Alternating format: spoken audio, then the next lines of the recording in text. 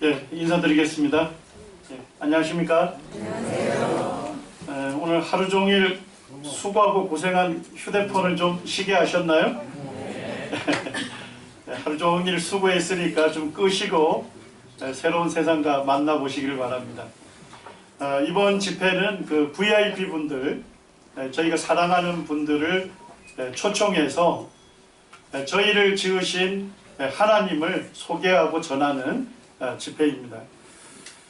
성경 말씀에 하나님께 가까이함이 내게 복이 됨이라는 말씀이 있습니다. 하나님께 가까이하는 그 사람이 하나님의 복을 받는다는 것입니다. 오늘 이 시간에 오시고 참 잘하셨습니다.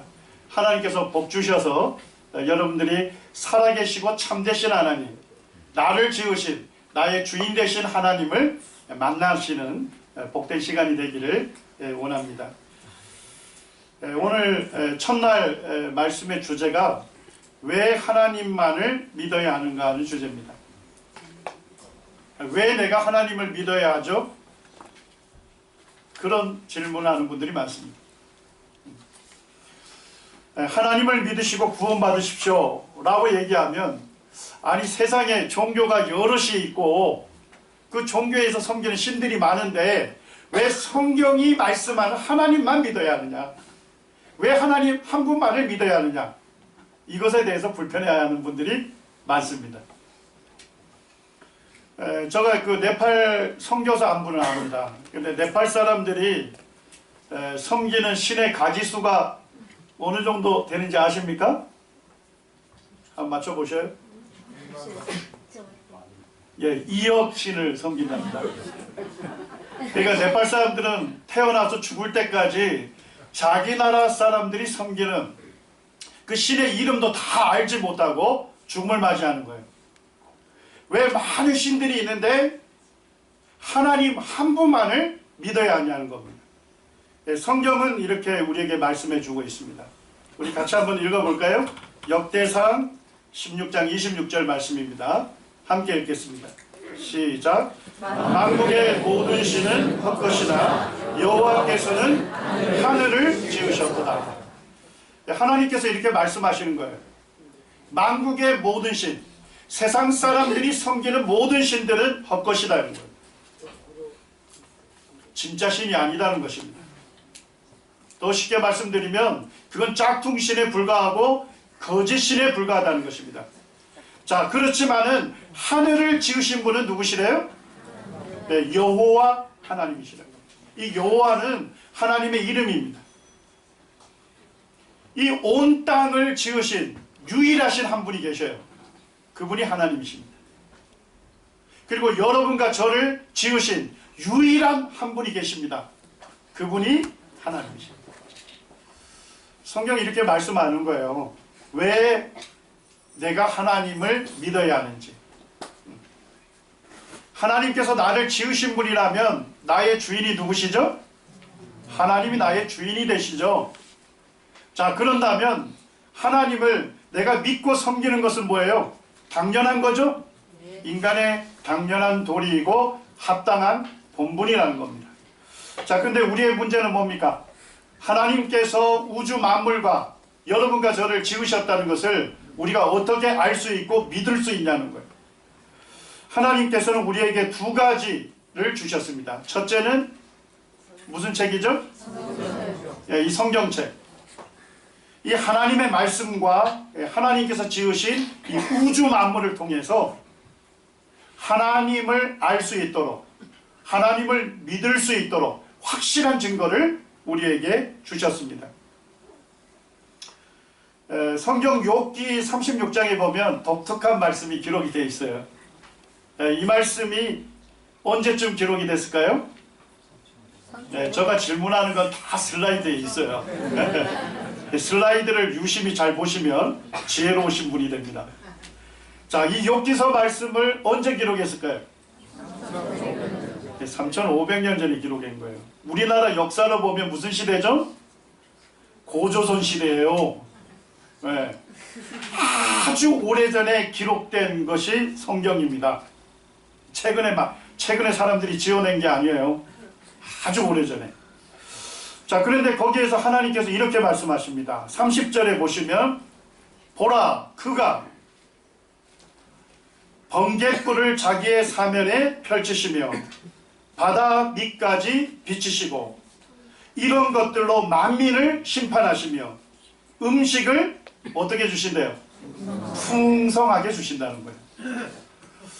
자, 하나님께서 번개를 치신다는 거예요. 자, 번개가 치면 아주 밝은 빛이 비춰지죠. 그래서 그 어두운 깊은 바다도 뭐예요? 밝게 빛나는 거죠. 환하게 보이죠. 자, 그 다음에 번개가 치면 어떻게 돼요? 만민을 심판하기도 하잖아요. 번개불에 맞아서 죽었던 사람 들어보셨어요? 네, 가끔 신문에 나옵니다. 이러기도 합니다.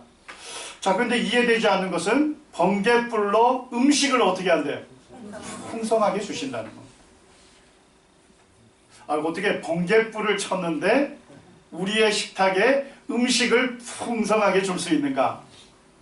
이해가 잘 안 되죠. 불과 100년 전에 과학자들이 이것을 알게 됐어요. 우리 공기 중에 눈에는 안 보이지만 많은 원소들이 있죠.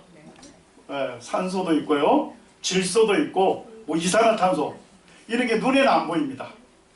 자, 근데 공기 중에 가장 많은 원소가 뭘까요? 질소.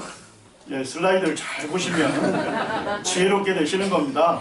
예, 자, 공기 중에 제일 많은 원소가 뭐예요? 질소. 질소가 78%가 돼요. 제가 학생 때 이해가 안 됐어요. 산소가 한 21% 정도 있거든요. 산소가 21% 정도 있는 건 이해가 돼요. 우리가 산소를 마시게 되면 에너지를 만들 수 있어요.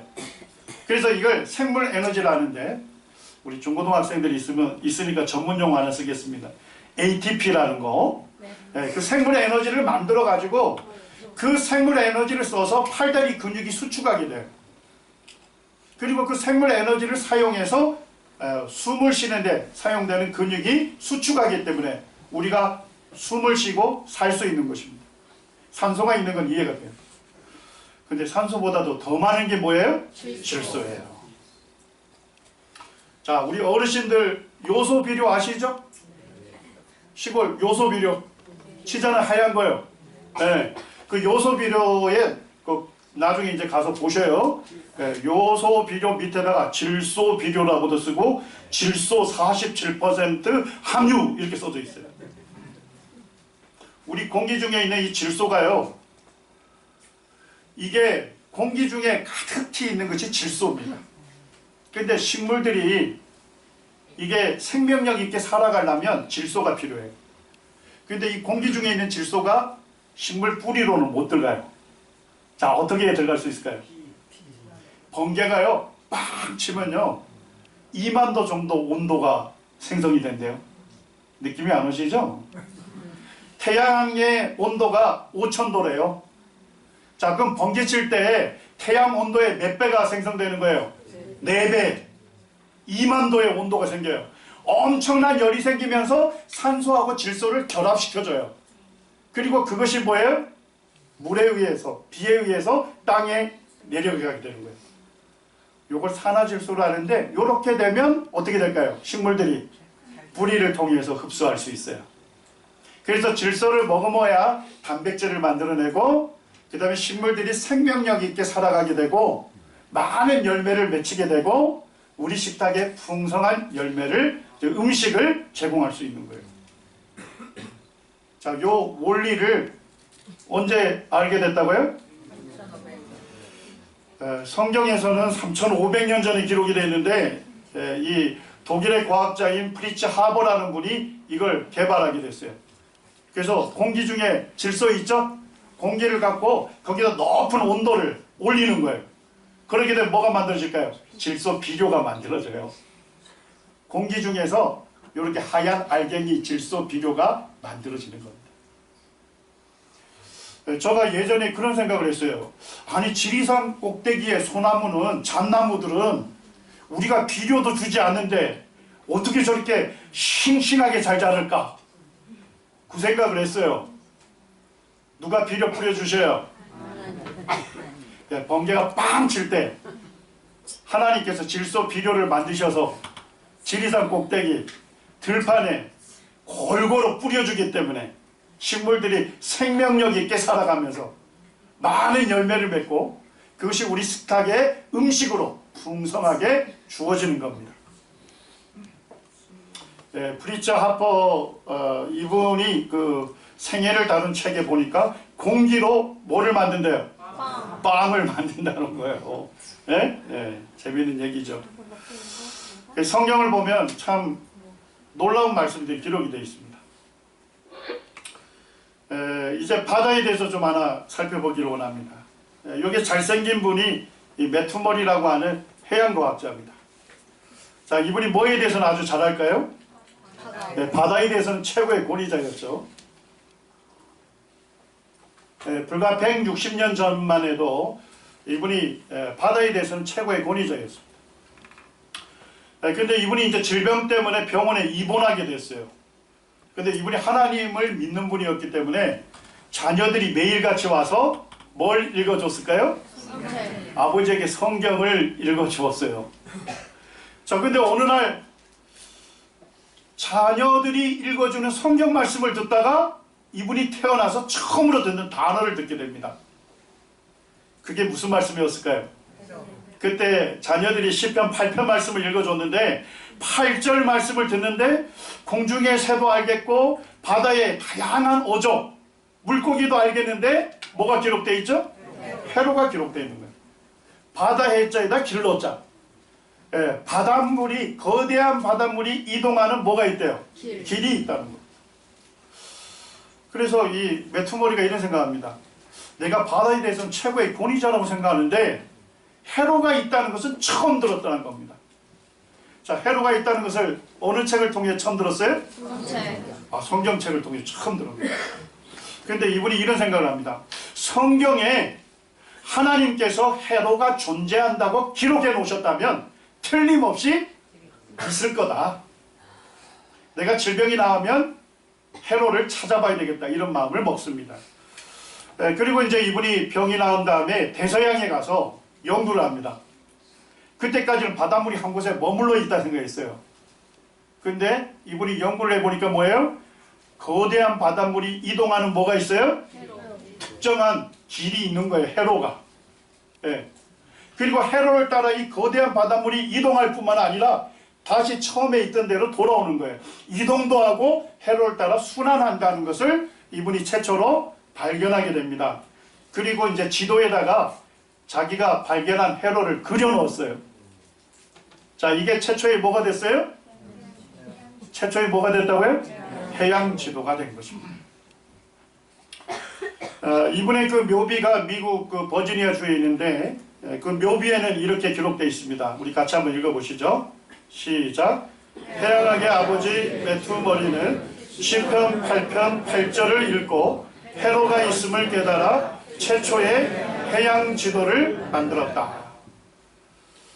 자, 성경에 해로가 존재한다는 것을 알고서 해로를 찾아서 발견한 것이 지금으로부터 언제예요?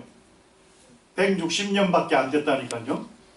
자, 근데 이 성경 시편 말씀은 이스라엘의 2대 왕인 다윗이라는 왕이 기록한 거예요. 자, 다윗은 언제 인물이었을까요? 3000년 전의 인물입니다. 최고의 과학자가 성경에 해로가 존재한다는 것을 알고서 자기가 찾아서 발견한 것이 160년 전 일입니다.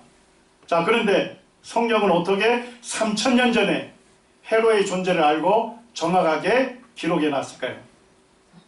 이 성경은 누구의 말씀이에요? 이 세상을 지으신 하나님의 말씀입니다. 오직 창조하신 분만이 말씀할 수 있는 그 말씀이 이 성경에 기록되어 있는 것입니다.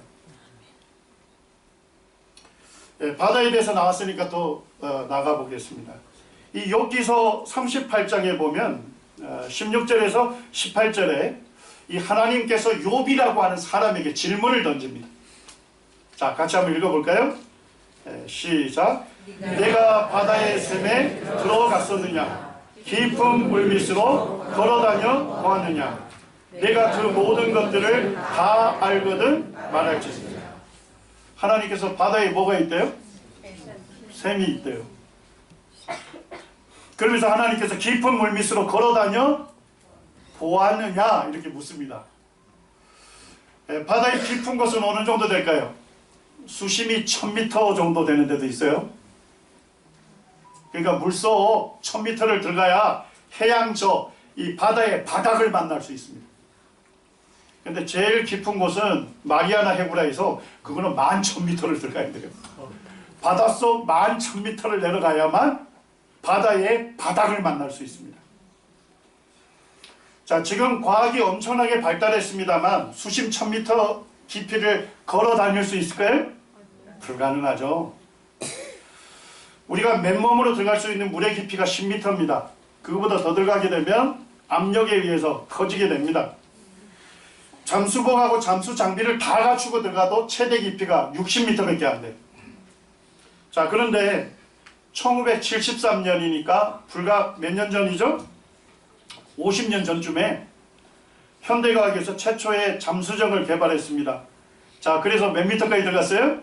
수심 1000m까지 들어가니까 그때 뭘 만났죠? 해양의 바닥, 바다의 바닥을 만났어요. 그때 찍은 사진입니다.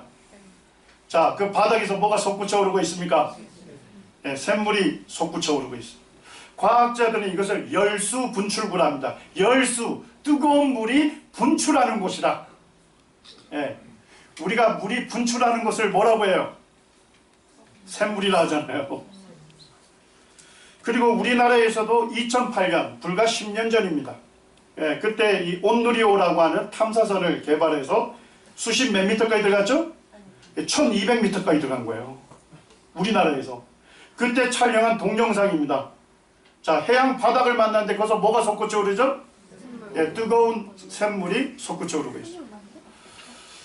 자, 이 정도 깊은 바다는 햇볕도 안 들어가겠죠? 자, 생물이 살까요, 안 살까요?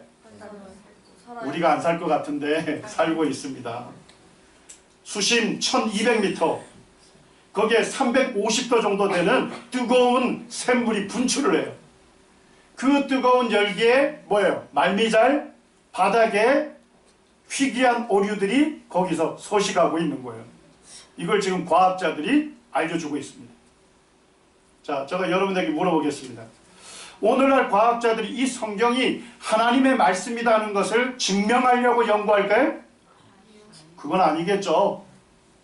단지 그 사람들은 깊은 바닷속은 어떤 세계일까 궁금한 거예요. 그래서 탐사를 한 겁니다. 그런데 그 과학자들이 오늘날 우리에게 알려주는 건 뭐예요? 성경의 기록이 너무나도 정확하다는 것입니다.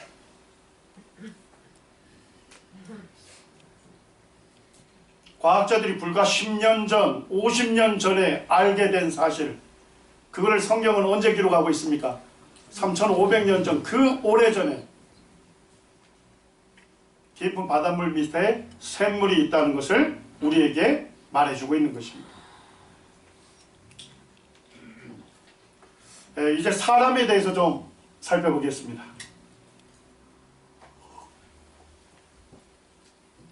창세기 17장에 보면 하나님께서 믿음의 사람인 아브라함하고 뭘 맺습니까? 언약을 맺습니다. 언약. 이 언약은 쉽게 말씀드리면 계약이라고 생각하시면 돼요. 하나님께서 이 아브라함의 후손들, 아브라함과 계약을 맺었는데 뭘 맺었냐? 아브라함의 후손들을 하나님의 백성으로 삼겠다는 것입니다. 자, 그리고 그 언약을 맺은 표징을, 아주 쉽게 말씀드리면 표식을 몸에 새기게 했습니다. 자, 그게 뭘까요? 할례입니다. 할례. 자, 저를 따라 한번 해보시죠. 할례. 그래도 주무신 분이 계시네. 자, 저 따라 해보세요. 할례.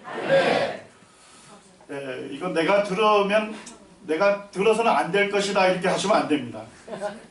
오늘 이 시간 전해지는 것은 이 성경이 어떤 책인지, 하나님이 어떠한 분이신지를 여러분들이 들으시는 시간입니다. 하나님과 언약을 맺었다는 것을 몸에다가 표식으로 새기게 했습니다. 그게 할례입니다. 자, 근데 하나님께서 할례를 명령하면서 구체적으로 두 가지를 명령했습니다. 자, 첫째, 누구에게 할례 주래요? 남자만 할례 주라는 겁니다. 자, 두 번째 명령한 게 뭐예요? 남자아이가 태어나면 며칠 만에 주래요? 8일 만에 주라는 것입니다. 하나님 두 가지를 구체적으로 명령하셨어요. 자, 제가 여러분들의 퀴즈를 한번 내겠습니다. 지금도 이스라엘 사람들은 이 하나님의 명령을 지키고 있어요. 남자아이가 태어나면 8일째 되는 날에 할례를 주고 있습니다. 지금도. 자, 근데 만약에 남자아이가 태어난 지 8일째가 되는 날이 안식일이라면 그때 할례를 줄까요? 다음 날로 미룰까요? 그때 줘요. 이 안식일이 무슨 날이냐면요, 모든 노동을 금지해요. 그리고 자기들을 하나님의 백성으로 삼아주신 하나님만을 예배하는 그 날이 안식일이에요. 제가 작년에 그 이스라엘을 갔잖아요. 이스라엘 예루살렘에 갔는데 그때 안식일이었습니다. 그래서 제가 13층에 묵고 있었는데 식당을 가려니까 그게 지하에 있는 거예요. 자, 뭘 타야 되죠? 엘리베이터 타야 돼요. 근데 제가 엘리베이터 단추를 아무리 눌러도 작동이 안 되네요. 가만히 제가 누르다가 그냥 서 있었습니다. 근데 문이 자동으로 열리는 거예요. 그래서 제가 이제 딱 탔죠. 그리고 버튼을 빨리 누르니까 또 작동이 안 돼요. 조금 있다 자동으로 닫히네요. 자, 12층에 갔는데 제가 누르지도 않는데 또 자동으로 열려요. 조금 기다리다 다시 닫혀요. 이렇게 해가지고 지하까지 내려가더라고요. 알고 봤더니까 이스라엘 사람들은 안식일날 뭐도 누르지 않아요. 엘리베이터 단추 누르는 것도 노동이라고 생각하는 거예요. 일이라고. 네. 그러니까 이 안식일이라는 것은 아무런 노동도 안 하고 오직 하나님만을 예배하는 날이에요. 자, 근데 남자애가 태어난 지 8일째 되는 날이 안식일이라면 그날에 할례를 줄까요? 그 다음 날로 미룰까요? 그날에 줍니다. 엘리베이터 단추도 안 누른 날인데도 할례 수술을 그날에 줍니다. 자, 할례가 뭔지 아시나요? 좀 끔찍합니다만 잠깐 보여드릴게요. 남자의 어른들은 고추라고 하죠. 제가 이제 해부학을 가르치기 때문에 음경, 남자의 음경을 덮고 있는 코피를 절개하는 수술. 이걸 오늘날 뭐라 하죠? 호경수술과 같아. 이렇게 생각하시면 됩니다. 이 스칸질로라고 하는 의학자가 있었는데 이분이 성경을 읽다가 왜 하나님께서 꼭 남자아이가 태어난 지 8일째의 할례를 주라 했을까? 이거를 구체적으로 명령하셨다면 뭔가 이유가 있을 거다 하는 생각을 합니다. 그래서 이분이 그 이유를 찾아본 거예요. 우리가 상처가 나면 뭐가 흐르죠? 피가 나오죠. 피가 나오지만 조금 있으면 어떻게 되죠? 피가 엉겨붙으면서 굳고 멈춰지죠. 예. 그 이유는 뭐냐면 우리가 상처가 나면 피만 나오는 게 아니라 피 속에 이 피를, 혈액을 응고시키는 단백질이 같이 나와요. 그래가지고 이 단백질이 피를 엉겨붙게 해가지고 응고를 시켜가지고 피를 멈추게 해주는 겁니다. 자, 그런데 우리 어른들, 여러분들의 그 혈관 속에 있는 이 피를 응고시키는 단백질의 양이 거의 비슷합니다. 자, 그 단백질 이름을 한번 불러보죠. 하나님 만들어 주신 건데. 자, 좀 어렵지만 따라해 보시죠. 프로트롬빈. 혀가 좀 발음하기 쉽지 않죠? 네, 다시 하겠습니다. 프로트롬빈. 이 단백질이 거의 비슷합니다. 그래서 어른들의 혈관 속에 있는 이 단백질의 양을 몇 %로 잡았어요? 100% 기준점을 잡았어요. 그리고 남자아이가 태어나면 그 혈관 속에 있는 피를 응고시키는 단백질 양을 측정해 본 거예요. 자, 만약에 3일째 할례 수술을 하게 되면 무슨 문제가 생길 수 있나요? 어른들 피 속에 있는 단백질이 몇 %밖에 안 돼요? 한 30%밖에 안 되죠? 맞아요? 네. 피를 응고시키는 단백질의 양이 적어도 너무 적죠? 자, 이날 수술하면 어떻게 될까요? 피가 계속 나요. 예, 피가 응고가 안 됩니다. 과다 출혈로 인해서 신생아의 생명이 위험해질 수 있어요. 이건 제 얘기가 아니고 예, 의사들의 협회지에서 이렇게 밝히고 있어요. 생후 2일 내지 5일째인 신생아의 경우 뭐에 민감하대요? 출혈에 특히 민감한 걸 관찰했다. 이 기간에 출혈이 일어나는 경우에 뇌에 심각한 손상을 일으키고 쇼크와 빈혈로 인해서 모두 초래할 수 있대요. 죽음까지 초래할 수 있다는 겁니다. 경고하고 있어요. 자, 그런데 7일째 조금 증가되죠. 8일째 증가되는데 8일째는 누구보다도 더 많이 갖고 있어요? 예, 어른들보다도 더 많은 혈액을 응고시키는 단백질이 분비가 되는 거예요. 그날은. 자, 그리고 9일째 떨어져서 10일째 떨어지는데 거의 일평생 비슷한 양이 분비됩니다. 자, 하나님께서 남자애가 태어난 지 8일째 할례를 하라고 특별하게 날짜를 명령한 이유가 있습니까? 네. 있어요, 없어요? 있어요. 그날이 할례받기에 가장 안전한 날입니다. 그것도 뭐예요? 태어나서 죽을 때까지 일생 중에 며칠입니까? 하루. 단 하루 가장 안전한 날. 이게 성경에 하나님의 명령으로 기록이 되어 있다니까요. 오늘날 의사나 이 과학자들이 열심히 사람의 구조와 기능에 대해서 연구합니다만 사람의 구조와 기능에 대해서 가장 정확하게 말할 수 있는 존재는 누구죠? 네. 여러분과 저를 만드신 그분만이, 하나님만이 가장 할례 수술을 받기에 안전한 날을 명령하실 수 있는 분입니다. 한번 생각해 보세요. 조금만 또드려 보시면 하나님이 어떠한 분이신지 알 수 있는 것입니다. 요즘 젊은이들이 아이폰 선물 받는 걸 최고의 선물로 여겨요. 자, 아이폰에 대해서 가장 정확하게 말할 수 있는 사람은 누굴까요? 스티브 잡스. 아, 우리 학생들이 아주. 누구라고요? 스티브 잡스. 자, 스티브 잡스가 어떻게 아이폰에 대해서 가장 정확하게 말할 수 있을까요? 아이폰을 만들어서. 네, 이 스티브 잡스가 이 아이폰을 설계하고 만든 사람입니다. 만든 존재는 정확하게 말할 수 있는 능력이 있는 것입니다. 이 성경의 첫 번째 구절이 창세기 1장 1절입니다. 우리 같이 한번 읽겠습니다. 시작. 태초에 하나님이 천지를 창조하시니라. 이 말씀은 성경의 첫 구절이면서 성경 전체를 이해하는 열쇠와 같은 말씀입니다. 하나님께서 이 성경을 왜 기록하셨을까요? 하나님 자신이 어떠한 분이신지 우리에게 알려주기 위해서 기록한 겁니다. 성경을 읽게 되면 누굴 알 수 있을까요? 하나님을 알 수 있는 거예요. 자, 그런데 성경책을 처음에 딱 열었을 때 성경책을 처음 읽는 사람에게 하나님 자신을 어떠한 분으로 알려주기를 원했을까요? 창조자. 태초에 하나님이 천지를 이 천지 만물을 지으신 분이 하나님이시다는 것을 우리에게 알려주시기 위해서 가장 첫 구절에 기록을 해 놓은 것입니다.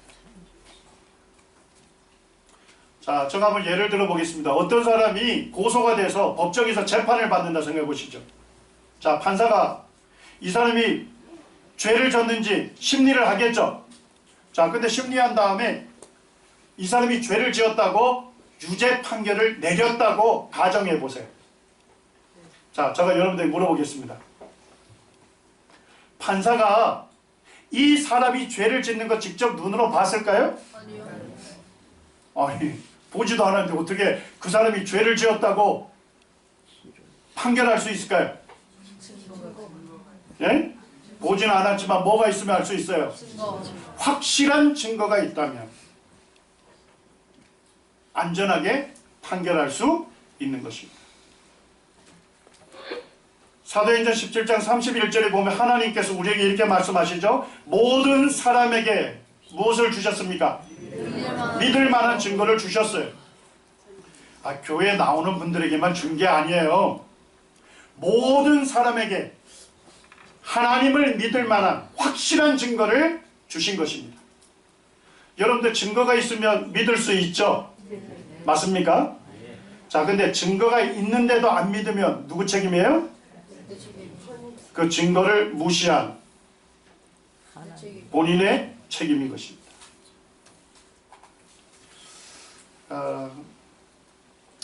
제가 대학원을 보건대학원이라고 이제 다녔는데요. 네, 거기에 이제 저를 가르치는 그 의과대학 교수님이 공중보건학을 가르쳤어요. 공중, 이제 사람들이 많이 모이는 곳에 건강에 문제가 생기기 때문에 어떻게 건강을 지키고 예방할 수 있는지 그 가르치는 과목이 공중보건학이에요. 근데 교수님이 책을 하나 들고 오셨어. 한 25년 전이네요. 그러면서 그 책을 딱 보여주는데 자기가 쓴 책이래요. 근데 그 책 제목이 뭐냐? 성경 속 의학 이야기. 자, 저 따라 보시죠. 성경 속 의학 이야기. 그래서 속으로 저건 뭐지? 그 생각을 했습니다. 제가 성경에 대해서는 좀 알거든요. 아주 오래전에 기록되어 있는데 어떻게 성경에 오늘날 의사들이 알고 있는 지식이 그 안에 들어가 있을까? 너무나도 의아했어요.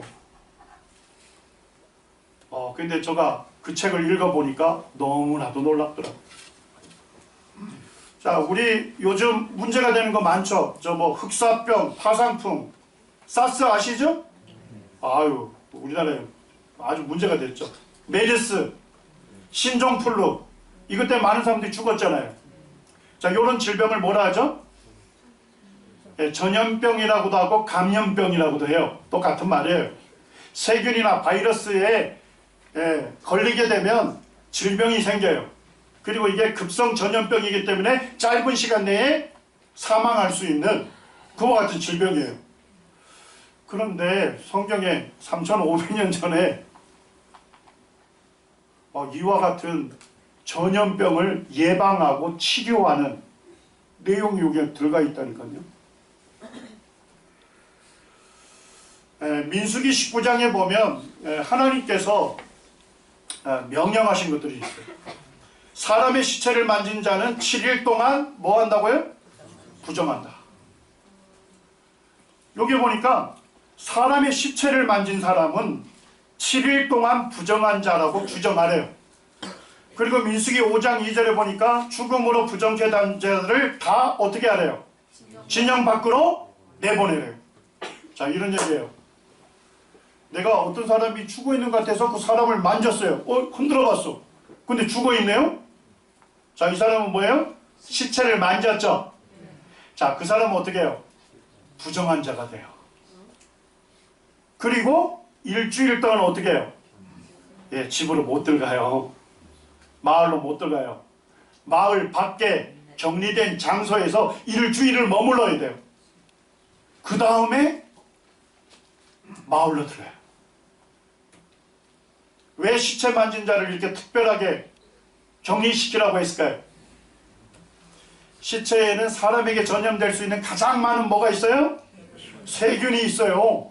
자, 그럼 시체 만지면 내 몸에 세균이 감염되겠죠? 자, 그러면 뭐가 생길 수 있어요? 질병이 생길 수 있는 겁니다. 나만 생기는 게 아니라 또 내가 전염병 생기면 어떻게 해? 다른 사람 만지면 그 사람에게 또 전염돼요. 그렇기 때문에 하나님께서 시체를 만진 사람은 마을 밖에 격리된 장소에서 며칠을 보내라고요? 일주일을 보내라고 명령하신 거예요. 자, 그 다음에 그 사람들에게 뭐까지 구체적으로 해야 하는지를 알려주고 있습니다. 자, 시체 만진 사람에게 뭘 하래요? 그는, 부정한 사람은 자기 옷을 어떻게 해야 한대? 빨고 물로 몸을 씻으라 합니다. 그러니까 격리된 장소에만 있는 게 아니에요. 거기 있으면서 어떻게 해야 돼요? 자기 옷을 물에 깨끗하게 씻어야 돼요. 빨아야 돼요. 자기 몸을 어떻게 해야 한대요? 물로 씻어야 한대요. 왜 이렇게 하라 할까요? 자, 시체를 딱 만지면 시체에 있는 세균이 누구에게로 옮겨지죠? 만진 사람에게 옮겨지죠? 자, 세균이 감염이 되면 뭘 일으킬 수 있어요? 전염병 일으킬 수 있죠? 자, 근데 옷을 빨고 왜 물로 몸을 씻으라 했을까요? 이거 우리 사스 메르스 창궐할 때 뭐 하라 했죠? 손을 깨끗하게 씻으라고 자꾸 했죠? 왜요? 손에 세균, 바이러스 있으니까 씻겨내라고요. 제거하라고요. 예. 왜 옷을 물로 빠르라고 했냐? 왜 물로 몸을 씻으라 했냐? 뭘 제거하라고요? 세균을 제거하라고요. 자, 여러분들 양손 들어보세요. 요렇게 깨끗하죠? 예, 아름답기까지 하죠? 자, 그런데 눈이 안 보입니다만 요 한 손에 세균이 몇 마리가 지금 살고 있을까요? 안 세봐서 모르시죠? 한 6만 마리 정도 살고 있대요. 자, 그럼 양손이면 몇 마리예요? 12만 마리가 우글버글 살고 있는 거예요. 눈이 안 보이기 때문에 다행인 거예요. 자, 그런데 이렇게 많은 세균도 뭐예요? 손 씻기만 잘하면 어떻게 된대요? 80% 제거. 80%가 제거가 되는 거예요. 하나님께서 시체 만진 사람에게 옷을 빨고 물로 몸을 씻으라는 이유를 아시겠어요? 세균 제거하라는 거예요. 자, 근데 이 지식이요, 불과 최근까지도 몰랐던 지식이에요. 이 제멜바이스라는 의사분이 있었는데 지금으로부터 몇 년 전인가요? 180년 전에 이분이 산부인과 병원에 근무를 했어요. 근데 문제가 뭐냐? 아이를 출산하라고 산부인과 병원에 왔는데 산모 6명 중에 1명이 죽어가는 거예요. 이 병원만 오면. 너무 많은 산모가 죽는 거죠? 맞습니까? 아이 낳으러 왔는데 6명 산모 중에 1명이 죽어나가는 거예요, 병원에서. 그래서 이분이 야, 왜 이렇게 많이 죽지? 하고 어떤 의사를 거쳐가는 환자분에게 많이 생기냐 조사를 해요. 옛날에 수술을 했잖아요. 수술하면 손에 뭐가 묻어요? 피가 묻는데 천으로 그냥 닦아내고 그리고 산모를 내지낸 거야. 에? 뭔지 이제 아시겠어요? 그 다음에 뭐예요? 치료하다 보면 이 환자분이 사망에 이를 수 있겠죠? 그러면 시체 만진 손인데도 뭐예요? 신천으로 쓱쓱 닦고 산모를 내지낸 거예요. 이걸 이제 병원 용어로 하면 역학조사라고 해요. 역학조사를 해본 거예요. 그래서 이분이 세균의 존재는 알지 못했지만 그렇지만 이런 의사를 거쳐갔다니까 산모들이 병에 걸리고 죽더라 이거예요. 그래가지고 어떻게 했을까요? 병원 복도에다가 뭘 갖다 놨어요? 대야를 갖다 놓고 그 깨끗한 물을 채웠어요. 그리고 환자를 새롭게 만날 때는 항상 뭐 하래요? 손을 깨끗하게 씻은 다음에 산모를 진찰하게 했습니다. 자, 산모 사망률이 16%였는데 몇 퍼센트로 떨어졌을까요? 몇 퍼센트래요? 1% 딱 떨어져. 180년 전만 해도 의사분들이 이 지식이 없었다니까요. 수술하고 그냥 피만 닦고 바로 내진했기 때문에 세균이 감염이 돼가지고 산모가 죽어나간 거예요. 근데 제가 그 역사를 읽어보니까 불행했던 건 뭐냐? 이걸 논문을 써가지고 의사들에게 보고를 했는데 그 당시 의사들이 무식해가지고 너무 번거롭다 이거예요. 새로운 환자 치료할 때마다 물로 씻는 것이 너무 번거롭다 이거예요. 그래서 이 사람의 제안을 받아들이지 않았습니다. 그리고 이 제멜바이스가 왕따가 돼가지고 정신과 병원에서 말년에 정신병 환자로 세상을 나가고 있어요. 이게 180년 전이라니까요. 근데 성경에는 이 세균을 예방하는 법을 언제 가르쳐주고 있어요? 3500년 전에 알려주고 있다니까요.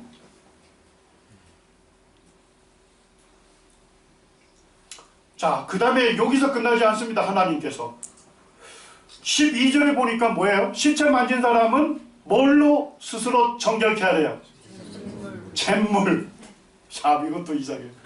하나님께서 뭐냐면 시체 만진 사람을 일주일간 격리하는 동안 뭐 하래요? 물로 몸을 깨끗하게 씻을 뿐만 아니라 잿물을 몸에다가 씻으라는 거예요. 자, 잿물이 뭔지 아시죠? 제가 죄예요. 나무 태우면 제가 남죠? 그걸 물에다 섞은 물로 몸을 깨끗하게 씻으래요. 자, 왜 이렇게 했을까요? 자, 우리가 상처나면 어떻게 하죠? 세균이 감염될 수 있죠? 그러니까 뭘 발라요? 가산화수소 같은 소독제 바르죠? 흰 거품이 부글부글 일어나잖아요. 소독이 돼요. 근데 그 시대에는 그게 없잖아요. 알고 봤더니까 잿물이 뭐예요? 세균을 소독하는 뭐다? 탄산수였다는 것입니다. 네? 오늘 이게 다 밝혀진 거예요. 자, 그 다음에 보니까 여기서 끝나지 않습니다. 하나님 뭐라고 하셔요? 우슬초라는 식물을 가져다가 그 물을 찍어가지고 시체 만진 자에게 뿌리란 겁니다. 이게 우슬초입니다. 이거를 물이든 거기다 우슬초를 담궈놨다가 물이 흥건히 젖으면 그 다음에 우슬초로 뭐예요? 그 시체 만진 사람을 뿌리란 거예요. 두들겨서 씻으란 거예요. 자, 왜 이렇게 하게 했을까요? 지금 의사들이 밝혀낸 건 뭐예요? 우슬초는 매우 효과적인 뭐다? 살균 제거. 뭐다? 항균제. 몸을 세균으로부터 보호하는 항균제라는 것이 밝혀진 것입니다. 세균의 존재가 발견이 된 것은 파스텔이라고 하는 과학자에 의해서 발견됐어요. 이분이 하나님 믿는 분이에요. 이분에 의해서 150년 전에 세균의 존재가 발견되고 세균에 의해서 뭘 일으킬 수 있다? 질병을 일으킬 수 있다는 걸 알게 됐어요. 자, 성경은 언제 알려주죠? 3,500. 언제요? 3,500년 전에 알려주고 있다니까요.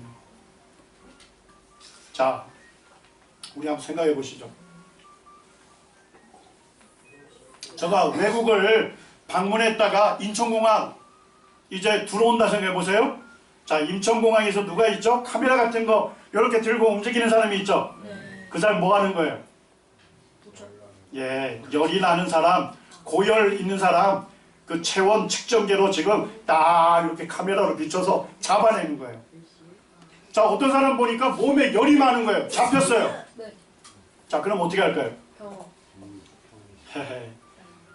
격리됩니다. 법적으로. 심지어 내 아버님이 돌아가셔서 내가 입국하기 때문에 내가 지금 장례 치르러 가야 합니다. 안 돼요. 법적으로 격리됩니다. 자, 격리되면 그 사람 뭐 하죠? 검사. 자, 격리되면 어떻게 해요? 그 사람 옷을 물로 세탁시키죠. 그리고 온몸을 뭐예요? 물로 깨끗하게 씻죠. 네. 그 다음에 어떻게 해요? 소독약으로 완전히 소독하죠. 그 다음에 어디에 집어넣어요? 묵윤빵에 집어넣어요. 세균이 없는 빵. 자, 그 안에 집어넣어서 뭘 하죠? 살균. 세균으로부터 그 몸을 보호하기 위해서 향균제를 투여하게 되는 겁니다. 치료에 들어가게 됩니다. 요게 오늘날 하는 거예요. 오늘날. 뭔 얘기인지 아시겠어요? 자, 근데 이게 어디에 기록되어 있어요? 성경책. 이 정도 되면 이 성경책이 얼마나 놀라운 책인지 아셔야 하는 거예요. 이 성경책은 누가 기록하신 말씀이에요? 하나님. 이 세상을 창조하시고 여러분과 저를 만드신 분이 기록하신 말씀이에요. 여러분들 이스라엘 백성들이 이집트에 노예 생활하다가 거기서 탈출해서 이스라엘로 간 거 아시죠? 그때 나갔던 사람들이 250만 명 정도 됐습니다. 자, 그런데 하나님께서 이 명령 안 줬으면 어떻게 됐을까요? 제가 볼 때는 250만 명이 광야에서 뭐예요? 텐트 생활을 했겠죠? 밀집 생활. 맞습니까? 자, 그러면 뭐가 창궐했을까요? 전염병이 완전히 창궐했을 거예요. 그래서 사실 이스라엘 백성들은 광야에서 다 죽었을 겁니다. 근데 그들이 광야에서 살 수 있었던 거 뭐 때문이에요? 하나님의 말씀 때문에. 하나님의 말씀 때문에 250만 명이 집단 생활했는데도 불구하고 그들의 생명을 보존할 수 있었어요. 사도행전 5장 20절에 보니까 하나님의 말씀은 무슨 말씀이래요? 생명의 말씀. 우리의 살고 죽는 것이 무엇에 달려 있습니까? 하나님의 말씀, 이 생명의 말씀에 달려 있는 것입니다.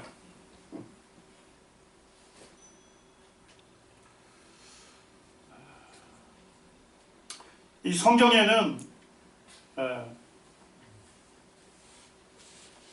창조주만이 말씀할 수 있는 말씀들이 기록이 되어 있어요. 이 욥기 38장에 보면, 자, 우리 같이 한번 읽어볼까요? 4절, 5절. 네. 실내가 덥긴 하네요. 그죠? 네. 자, 같이 읽겠습니다. 시작. 내가 땅에 기초를 놓을 때에 내가 어디 있었느냐? 내가 깨달아 알았거든 말할지니라. 누가 그것의 도량법을 정하였는지, 누가 그 줄을 그것의 위에 띄웠는지 내가 아느냐. 하나님께서 욥이라는 인물에게 질문한 것입니다. 자, 땅의 기초, 지구의 기초를 누가 놓으셨대요? 하나님께서 놓으셨대요. 자, 그런데 내가 깨달아 알았거든 말할지니라. 누가 그것의 도량법을 정했는지, 누가 지구의 도량법을 정했는지 네가 깨달아 안다면 얘기해봐라. 자, 도량법을 찾아보니까 뭐예요? 길이, 양, 무게 등을 재는 기구 및 단위법이에요. 자, 자가 뭐 하는 장비죠? 길이를 재는 거잖아요. 자, 이게 뭔 얘기예요? 하나님께서 지구의 기초를 놓을 때 지구를 왜 그 거리에 위치해 있는지 네가 아느냐 이 얘기예요. 자, 대박은 뭐 하는 장비예요? 예? 부피나 질량을 측정하는 거잖아요. 하나님께서 지구에 기초를 놓았는데 지구를 왜 그만한 질량으로 만드는지 네가 아느냐? 예, 오늘날 과학자들이 열심히 연구해가지고 하나님께서 지구를 만드실 때 왜 그 거리에 위치해 있는지, 왜 그 많은 질량으로 만드는지 이제서야 알고 있습니다.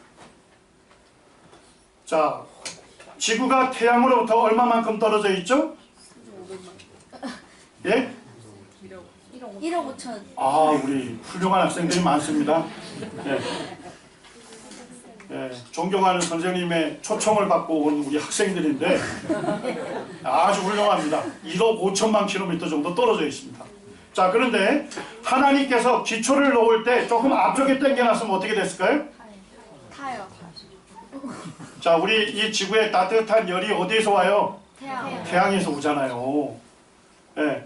자, 태양에서 수소하고 헬륨이 핵융합 반응이 나면서 엄청난 열을 만들어내요.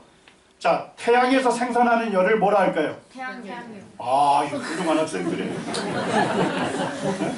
어른들은 다 깜빡깜빡하는데 태양에서 만들어내는 열을 뭐라 한다고요? 태양열이라고 해요. 별거 아니에요, 과학이. 자, 그 다음에 그 태양열을 만들 때 바람이 형성이 돼요. 자, 태양에서 만들어지는 바람을 뭐라 할까요? 태양풍. 아, 이 정도면 아주 지금 최고의 과학 지식을. 이 태양열이 태양풍에 의해서 지구까지 오는데 얼마나 걸릴까요? 2시간밖에 안 걸려요. 총알 속도의 500배 속도로 달려가지고 지구상에 와서 따뜻한 열을 주기 때문에 우리가 살고 있는 거예요. 자, 그런데 조금 앞쪽에 있으면 어떻게 해요? 난로에 가까이 가면 가까이 갈수록 뜨거워지죠? 자, 이 물이 어떻게 될까요? 증발해요. 다 증발해서 기화돼서 사라질 겁니다. 너무나도 더운 환경이기 때문에 살 수 없고 물이 없으니까 어떻게 해요? 사람이 살 수 없는 환경이 되죠. 자, 그런데 하나님 지구로의 기초를 놓을 때 조금 뒤쪽에 물려놨으면 어떻게 됐을까요? 예, 난로에서 멀어지면 멀어질수록 추워져요. 예, 훌륭합니다. 지금 우리 학생들이 사실 과학 시간에 배우는 게 뭐냐? 하나님께서 창조하신 원리를 배우는 거예요. 예? 하나님께서 이거 세상을 어떻게 창조했는지 그거를 과학 시간에 배우는 거예요. 예. 배우면서도 모르고 있는 거예요. 하나님을. 자, 뒤에 물려놓으면 어떻게 됩니까? 너무 추워서 다 얼어버려요. 마실 수 있는 물이 없어요. 추워서 살 수 없어요. 어디에서만 생명이 살 수 있어요? 지금 지구의 위치에서만 살 수 있는 거예요. 그래서 제가 고등학교 1학년 아들이 공부하는 과학책을 봤더니까 거기에 뭐라고 되어 있냐면 지금의 지구의 위치는 생명이 살 수 있는 유일한 위치다. 뭔지 아시겠어요? 네. 자, 근데 지구의 크기를 한번 생각해 보세요. 지금보다 더 크면 좋을까요? 아니요.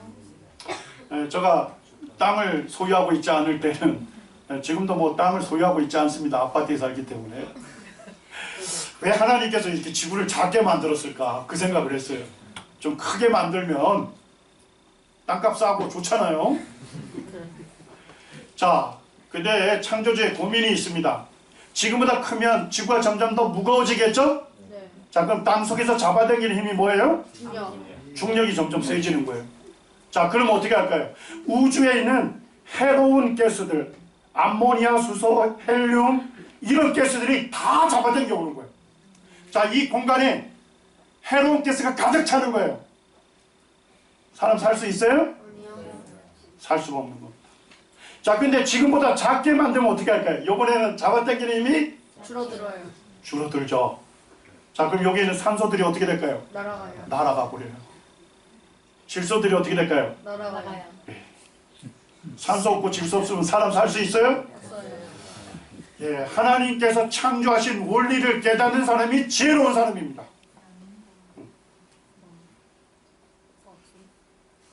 이와 같은 원리를 통해서 이 세상을 창조하신 하나님을 발견할 수 있는 사람이 참된 지혜자인 것입니다. 지구의 위치도 누굴 위해서 만들었어요? 사람을 위해서 만든 거예요. 지구의 크기, 질량도 누굴 위한 겁니까? 사람. 사람을 위해서 만든 겁니다. 해로운 가스들은 차단하고 사람에게 꼭 필요한 산소와 질소를 꼭 필요한 양만큼 잡아둘 수 있는 그 지구의 크기로 만드신 거예요.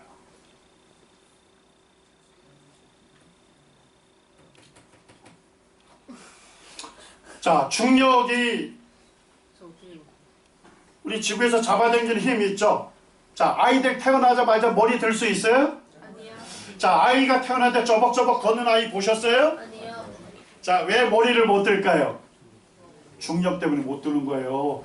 중력 때문에. 그래서 아이들이 3개월 동안 뭐예요? 머리 드는 연습하잖아요. 맞아요? 아이 다 길러보셨잖아요. 머리 드는 연습하면서 머리뼈에서부터 등에 붙어있는 근육이 발달하는 거예요. 그래서 근육 힘이 생기면 머리를 3개월 정도 되면 딱 들 수 있는 거예요. 맞아요? 네, 인생은 중력을 이겨나가는 그와 같은 노력을 해야 돼요. 자, 그런데 중력의 크기가 10의 60승분의 1만큼 작아지거나 커지면 어떻게 될까요? 느낌이 안 오죠? 0점하고 0이 59개가 달려요. 그리고 60번째 1이 달려요. 0.0000 요만큼 커지면 어떻게 될까요? 예, 우주와 지구는 압축돼서 사라집니다. 자, 요만큼 작아지면 어떻게 될까요? 우주와 지구는 팽창돼서 사라집니다.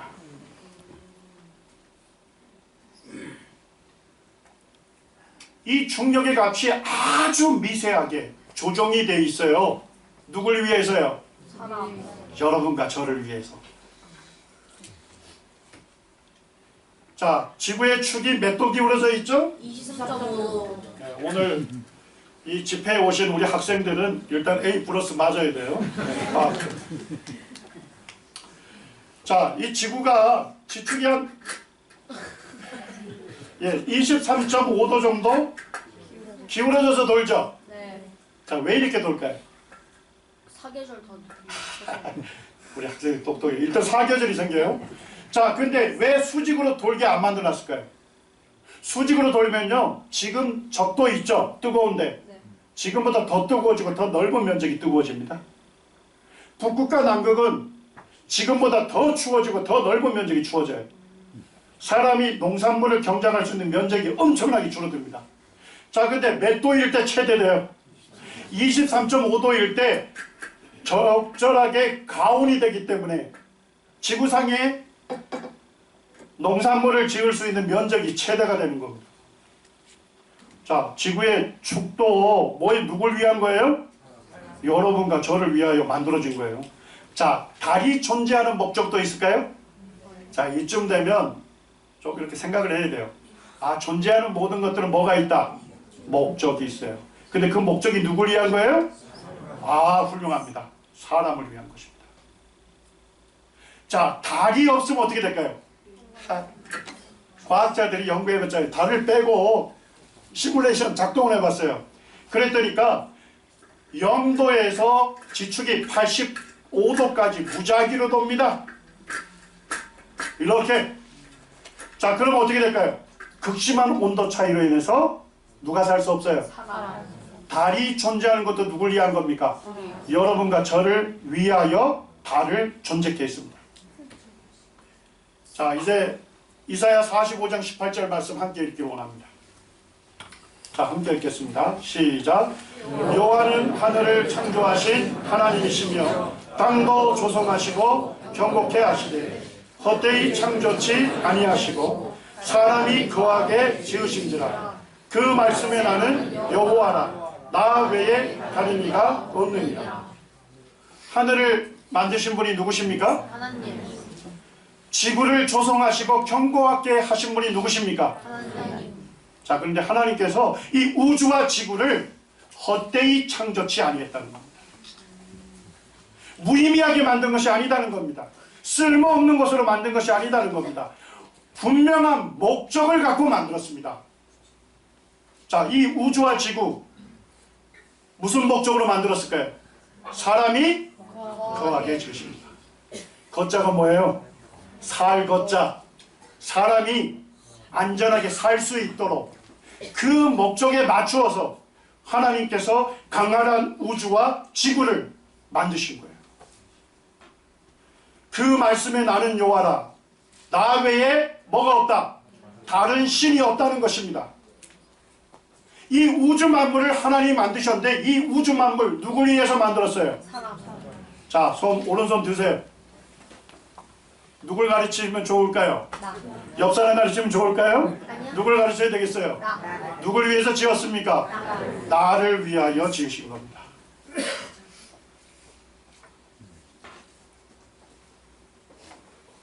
하나님의 사랑이 언제부터 시작이 됐습니까? 태초부터 시작이 된 거예요. 하나님께서 이 우주 만물을 지으실 때 여러분과 저를 염두에 두시고 이 모든 것들을 질서를 따라 법칙을 따라 만드신 거예요.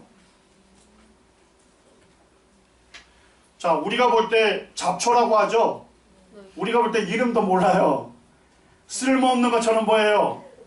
자, 근데 왜 이렇게 이름도 모르는 수많은 식물들이 우리 주변에 많죠? 식물들이 뭘 만들어내요? 산소. 예, 신선한 산소를 생산하는 공장입니다. 예? 이 식물들이 신선한 산소를 뿜어주기 때문에 우리가 뭐 할 수 있어요?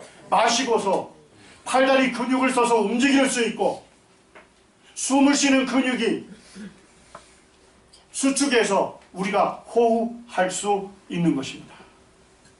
수많은 식물들 누굴 위해서 만들었어요? 네, 여러분과 저를 위해서 만드신 겁니다. 자, 그러면 존재하는 모든 것들은 목적이 있죠. 누굴 위한 겁니까? 사람을 위하여 만들었습니다. 자, 그러면 사람을 지으신 목적도 있을까요? 네. 자, 이사야 43장 7절 말씀 같이 한번 읽겠습니다. 자, 함께 읽겠습니다. 시작. 내 이름으로 불려지는 모든 자, 곧 내가 내 영광을 위하여 창조한 자를 오게 하라. 그를 내가 지었고 그를 내가 만들었느니라.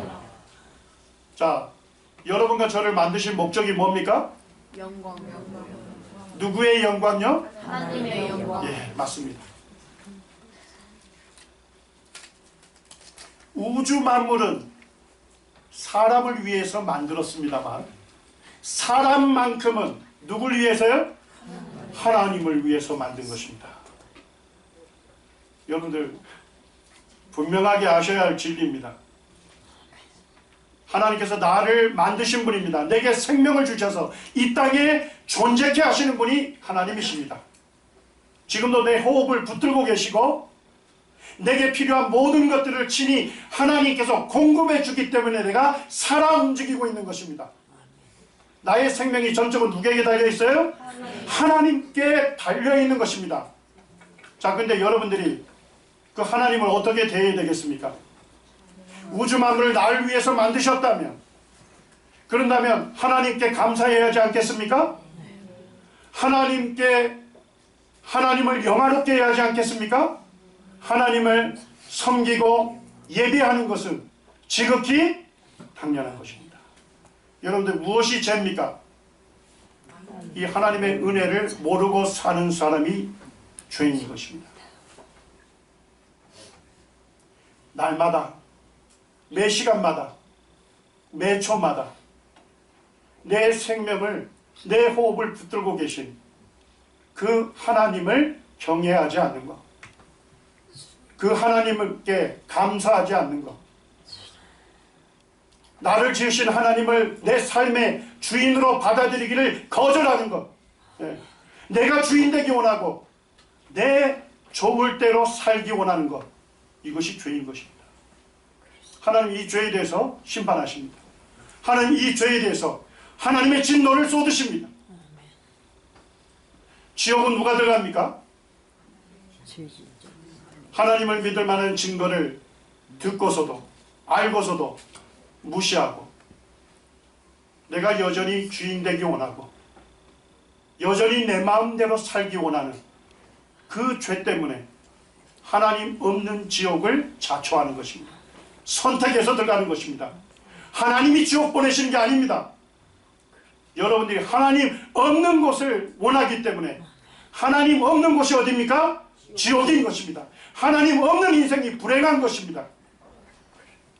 여러분들 살아계시고 참되시고 나를 지으신 하나님을 여러분들이 아셨다면 그 하나님께로 돌아오시기 바랍니다. 그 하나님을 나의 하나님으로 믿으시기를 바랍니다. 그 하나님이 나의 삶의 주인인 것을 고백하시기 바랍니다. 그리고 하나님께서 이렇게 돌이킨 자들에게 주시는 놀라운 구원을 여러분들이 얻으시는 귀한 집회가 되기를 원합니다. 기도하겠습니다. 아버지 하나님 감사합니다. 사랑하는 가족들, 또 동료들, 친구들, 제자들 초청해서 살아계시고 참되신 유일하신 하나님 한 분을 전하고 있습니다. 그 하나님은 저희들을 위해서 우주 만물을 지으신 분이시고 저희들의 생명과 호흡과 저희들에게 필요한 모든 것들을 친히 공급하시는 분이십니다. 저희들이 하나님에 의해서 이 땅에 존재하게 됐습니다. 아버지 하나님, 저희가 어떻게 살아야 할까요? 저희를 지으신 하나님을 저희들이 하나님으로 모시고 그 하나님을 경배하며 섬겨야 하지 않을까요? 아버지 하나님, 이와 같은 하나님의 은혜와 사랑을 멸시하는 것이 얼마나 큰 죄인 것을 깨닫게 해 주시옵소서. 그리하여 하나님께로 돌아와서 하나님을 믿으며 하나님께서 저희에게 주시는 놀라운 구원을 얻는 참으로 복된 시간이 되도록 인도해 주시기를 원합니다. 하나님의 은혜에 감사드리오며 주 예수님의 이름으로 기도드립니다. 아멘.